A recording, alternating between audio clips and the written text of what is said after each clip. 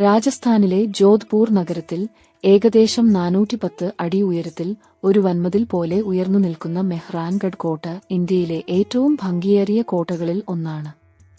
1459-ൽ റാത്തോഡ് വംശത്തിലെ റാവു ജോധയാണ് മാർവാറിന്റെ തലസ്ഥാനം മന്ദോറിൽ നിന്ന് ജോധ്പൂരിലേക്ക് മാറ്റുന്നതിനോടനുബന്ധിച്ച് ഭക്കർചിരിയ എന്ന കുന്നിൻ മുകളിൽ ഈ കോട്ടയുടെ നിർമ്മാണം ആരംഭിച്ചത്. പ്രാദേശികമായി ലഭ്യമായിരുന്ന ചുവന്ന മണൽക്കല്ലുകൾ ഉപയോഗിച്ചാണ് കോട്ടയുടെ ഭീമൻ മതിലുകൾ പണിതിരിക്കുന്നത്. കോട്ടയുടെ സുരക്ഷയ്ക്കായി നിർമ്മിച്ച കവാടങ്ങൾ ഓരോന്നും ചരിത്ര കഥകളുടെ സാക്ഷികളാണ്. കോട്ടയ്ക്കകത്തെ കൊട്ടാരങ്ങളായ ശീഷ് മഹൽ, മോതി മഹൽ എന്നിവ രാജ്പുത് മുഗൾ ശൈലികളുടെ മനോഹരമായ സങ്കലനങ്ങളാണ്.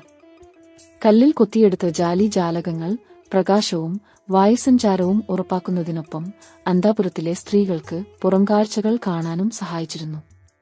കോട്ടയുടെ മുകളിൽ നിന്ന് നോക്കുമ്പോൾ നീല നിറത്തിൽ പരന്നു കിടക്കുന്ന ജോധ്പൂർ നഗരം ഈ ചരിത്രയാത്രയ്ക്ക് മറക്കാനാവാത്ത സമാപനം നൽകും.